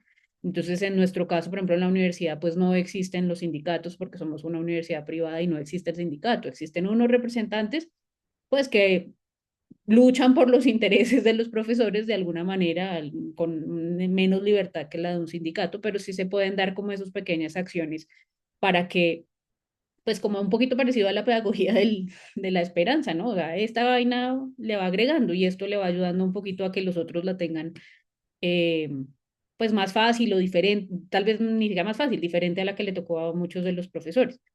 Eso es, por ejemplo, eso, digamos, hacer la conciencia de que los profesores más grandes, y aquí sí hablo de generación, que los profesores más grandes entiendan que a los profesores jóvenes les está tocando muy duro, eso es difícil, porque comparan, digamos, contextos completamente diferentes. Y un profesor que entró a la universidad hace 25 años entró en un contexto completamente diferente. Entonces yo tengo profesores asistente uno, que son los que entran a la carrera profesoral, que si no tienen yo no sé cuántos artículos publicados y además recién salidos del doctorado y además no los contratan.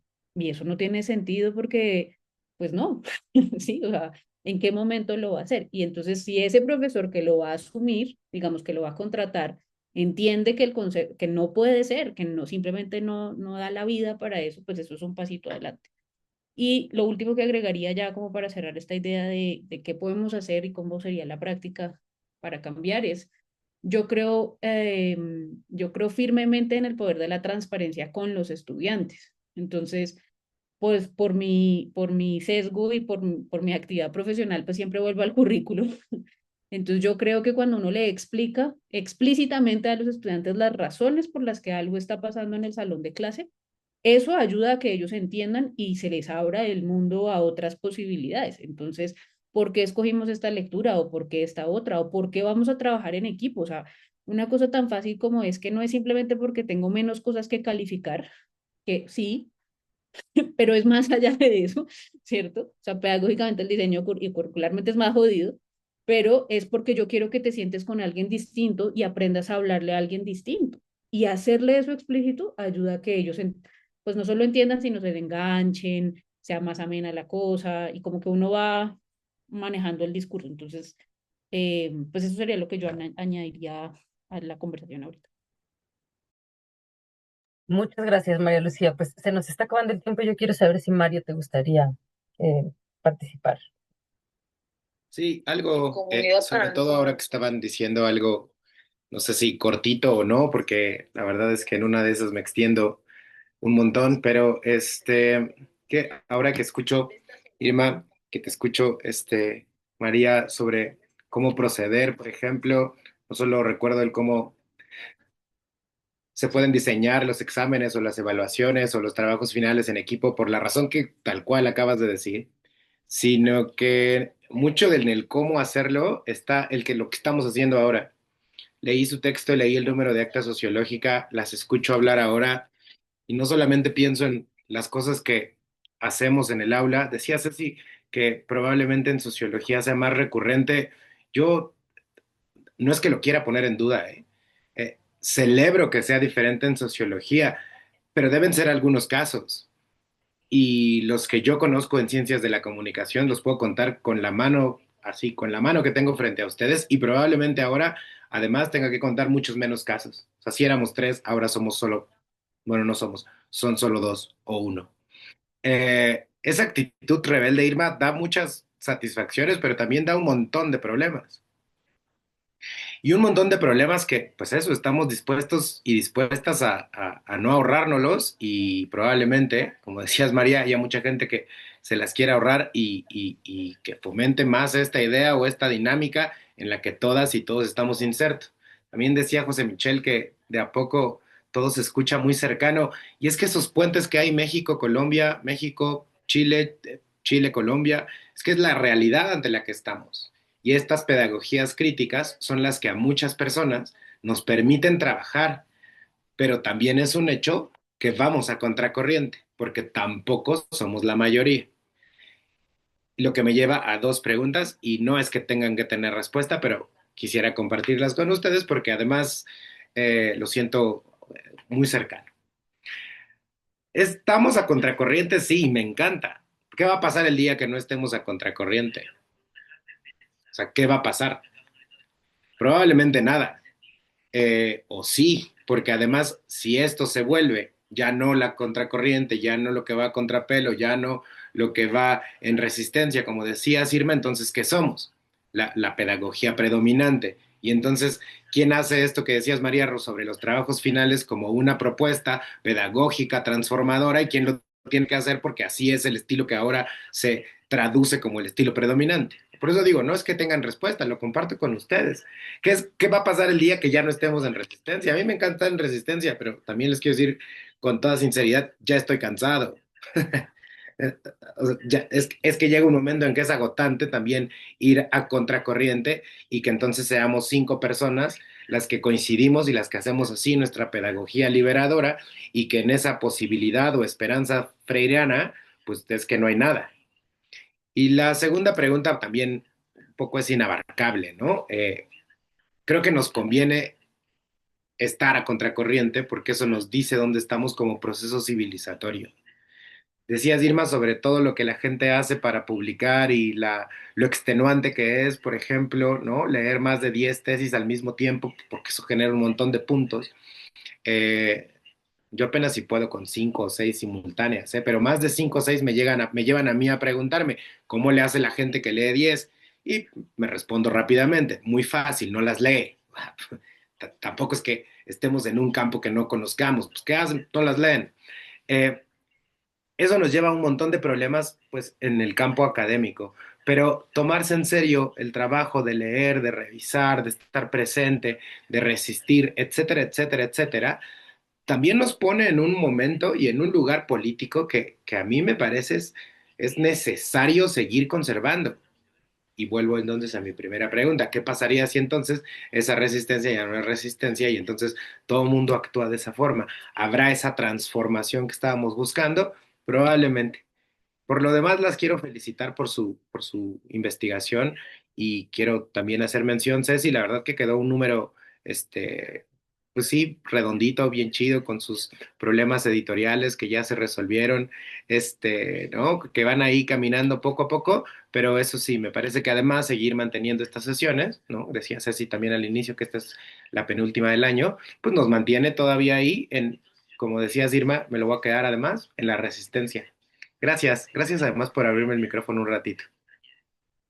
No, Mario, gracias a ti porque me gusta mucho escucharte y muchas gracias por estar también en este seminario. Yo voy a contarles una cosita y le voy a dar la palabra a María Lucía y a Irma para cerrar. Para eso voy a compartir muy brevemente. Me gustaría contarles que yo de lo que estoy también muy cansada es de la ciudadanía. Y lo que he encontrado en este proyecto es que me hace mucho más sentido todo lo que no tiene que ver con la ciudadanía o todo lo crítico a la ciudadanía. Quería enseñarles este libro que me acaba de enseñar otra de nuestras becarias, Cari, que encontró. Yo no lo he leído, Contra Ciudadanía y Democracia Feminista. Y ahora que estamos escribiendo este artículo un poco de cierre del proyecto, pues me hace mucho más sentido lo que leíamos sobre la queerdadanía, sobre la cuidadanía, o recordar las palabras del capitán ante subcomandante Marcos diciendo la ciudadanía es como una, no lo decían estas palabras, pero como la legitimación de que todos, de una supuesta igualdad que no existe, ¿no? Y incluso pues las estudiantes hablaban de por qué ciudadanía y entonces excluye lo rural y toda la lógica de los pueblos originarios. Entonces, yo les quiero contar, y con esto eh, me siento muy, muy feliz, que me gustaría entrar más en la línea que proponen en este artículo de la investigación-acción participativa, y les quiero contar que parece ser que vamos a lograr tener un PAPIT 2026-2028. Acabamos de obtener un dictamen aprobatorio del Comité de Ética de la Facultad que nos pidieron, que no tenía precedente, pero que ha sido muy interesante movilizar todo eso. Este proyecto pretende seguir por esta vía de investigación participativa basada en la vinculación universitaria con la comunidad, entre paréntesis, con la realidad, a través de prácticas artísticas y aprendizaje-servicio. Y pretendemos trabajar también la creación de un nodo en México de este Centro Latinoamericano de mentoría en investigación participativa basada en comunidad, que forma parte de esta cátedra UNESCO que yo conocí por la generosidad de Nicolás, de Irma, y que me invitaron pues a formarme con ellos. Tuvimos la oportunidad de estar compartiendo una semana preciosa en Bogotá recientemente, y, y me hace muchísimo sentido poder seguir trabajando en lo que estamos haciendo con las comunidades, en la comunidad cercana al Estadio Azteca, resistiendo al Mundial que viene. Ahora estamos proyectando una práctica de campo en Nayarit para acompañar un proceso educativo intercultural con pueblos originarios que están en donde no llega nada ni nadie, y nos hace mucho sentido hacerlo a través de métodos y prácticas artísticas. Hoy tuvimos también el seminario inaugural de esta red de prácticas artísticas y ciencias sociales, que tendrá una frecuencia mensual, y seguimos trabajando en la Red Mexicana de Aprendizaje Servicio. Entonces, pues quería contarles esto con mucha ilusión e invitarles a quien se quiera sumar, y también convocarles a la última sesión que vamos a tener el jueves 4 de diciembre. Probablemente, si se logra y si logramos volver a nuestra facultad, el 1 de diciembre tengamos, pero de manera presencial, aunque intentaré transmitir en vivo, la presentación del artículo del colega de Barcelona, que busca más que la ciudadanía mundial en la agencia migrante, a través del proyecto de Barcelona Protege Periodistas Amenazados en México. Y le vamos a dar espacio a esta discusión de la política de cuidados en las instituciones de educación superior, y vamos a presentar una experiencia preciosa a la que yo le debo la posibilidad de seguir trabajando los viernes de consejo técnico, que son días que pareciera que uno se tiene que comer a sus hijos o a ver cómo le hace, pero no hay escuela y ya está. Y hay un grupo de técnicos académicos, profesores investigadores del Instituto de Matemáticas, que llevan 11 sesiones seguidas de viernes de consejo técnico aproximando a las niñeces de la UNAM, hijos, hijas de trabajadores, trabajadoras de la UNAM, a las disciplinas STEM o de ciencia tecnología. Y yo estoy colaborando también en otro PAPIT con Oliva López Sánchez de la Facultad de Estudios Superiores de Iztacala en psicología, y la doctora Frida Jacobo en antropología. Y bueno, en este momento que la facultad y la universidad está como está, se coloca en el centro del discurso de los cuidados, pero yo lo que advierto de alguna manera es que en tanto la institución fagocita los discursos, pierden sentido para la comunidad estudiantil. Entonces, bueno, vamos a entrarle a esta discusión el próximo jueves 4 de diciembre a las 10, y quería pues hacerles esta invitación, y con esto estaríamos transitando de este proyecto a las otras líneas en las que vamos a seguir trabajando. Entonces, me gustaría que pudieran compartir una palabra de despedida, de cierre, Irma, María Lucía, y agradecerles de todo corazón estas horas de tarde con el nene atrás, con el coche que no se puede sacar, pero que aprecio de todo corazón este espacio que me nutre, y que les agradezco muchísimo. No, muchas gracias a ustedes por oírnos. Siempre es chévere oír a las personas, de verdad es muy, pues es como esperanzador para seguir en la línea de la esperanza. También es como un rayito de realidad, de que uno no está solo y que hay otras cosas parecidas. Entonces, pues muchas gracias, de verdad fue un espacio muy amable para nosotras. Irma. Ya llegaron a sacarme a un niño de 3 años. Se acabó el trabajo, mamá. Se acabó el trabajo, sí. Empieza Halloween, he dicho. No, pues también muchísimas gracias y pues creo que desde el centro regional eh, que está vinculado con la Cátedra UNESCO, que trabaja desde la perspectiva de la investigación participativa basada en comunidad y que yo en este momento estoy coordinando. Eh, pues igual también invitarlos a que podamos seguir intercambiando, que podamos seguir pensando y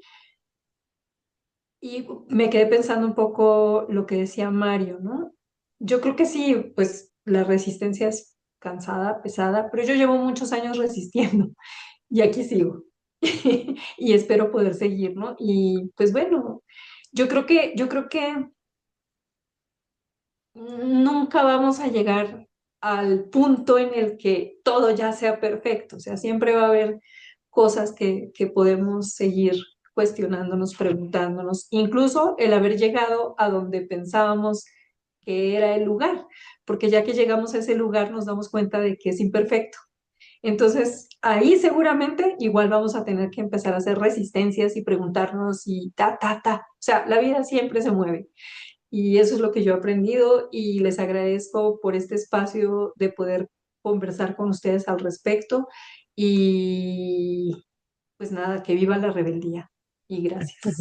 Hermoso cierre. Que viva la rebeldía.